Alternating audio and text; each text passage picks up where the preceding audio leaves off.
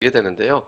근데 이제 시장에서 좀 몇 가지 특성이 최근에 좀 이런 어떤 이제 변동성 속에 잡히고 있습니다. 기존에는 이제 바이오가 독주였잖아요. 그래서 뭐 메디톡스가 이제 상당히 강하게 움직였었고 한때 뭐 길게 보면 이렇게까지 세게 움직였던 종목이었죠.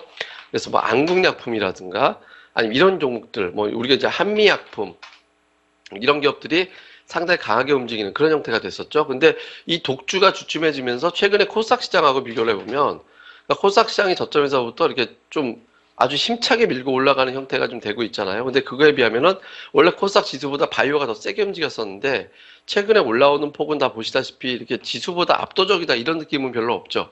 그러니까 이렇게 되고 있는 상태고요. 이거보다는 오히려 최근에 새롭게 종목들이 몇 가지 오늘 이제 주가는 좀 비록 빠지긴 있지만 예를 들어서 뭐 모바일 게임주들 컴투스라든가 뭐 아니면 게임비디라든가 예, 게임비디라든가 이런 류의 어떤 기업들 그러니까 이런 기업들이 최근에 주가가 살아 움직이고 있고 어제 같은 경우는 건자재 뭐 성신양회 아니면은 뭐 유진기업도 어저께 그 유진기업 같은 경우는 어저께 그 면세점 탈락했음에도 불구하고 뒷부분에 상승으로 전환시켜 버렸잖아요.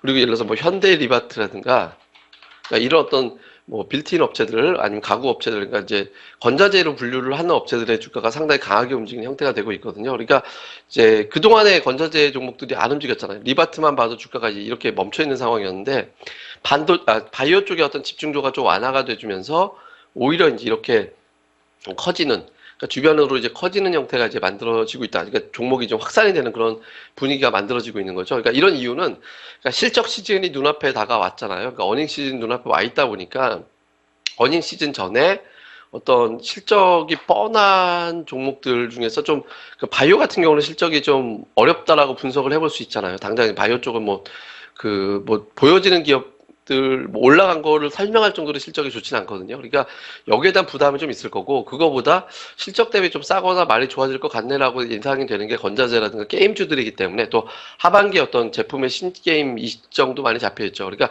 이런 종목들에 대한 어떤 매수세가 이제 조금 더 합리적이다라고 이제 수급위에서 보고 있는 거죠. 여기다가 최근에 보면 예탁금이 단기적으로 좀 빠지긴 했지만 3년 기준으로 놓고 보면 이런 예탁금 저점 시대에서 벗어나서 2012년도보다 높은 수준으로 예탁금이 형성이 되고 있거든요. 그러니까 주식을 갖다가 매수할 수 있는 힘이 굉장히 커진 거죠. 그러니까 상승할 수 있는 종목이 굉장히 많아지는 거예요. 그러니까 이렇게 되면서 바이오, 그러니까 상승할 때 자신이 없으면 특정한 종목 하나에 집중을 하지만 자신감이 생길 때는 굉장히 여러 개를 매수하게 되는 그런 특성이 좀 있거든요. 그래서 조금 많이 종목들이 올라갈 수 있는 분위기를 만들어줬다라는 겁니다. 이러면서 이제 시장에 조금 더 자신감을 얻는 형태가 된 것 같아요. 그래서 지금부터는 일단 바이오는 뭐 여기서 완전히 끝이 났다라고 보기는 쉽지 않을 거고요. 그러니까 바이오에서 뒷부분에 해당되는 수혜주들 뭐 이런 게 계속 후속적으로 나올 거기 때문에 연속적으로 올라가는 종목들이 계속 나올 겁니다. 그러니까 이제 바이오를 외면하자라는 게 아니라 종목의 어떤 숫자가 상당히 좀 다양해질 것 같다. 이렇게 놓고 보면 될 것 같습니다.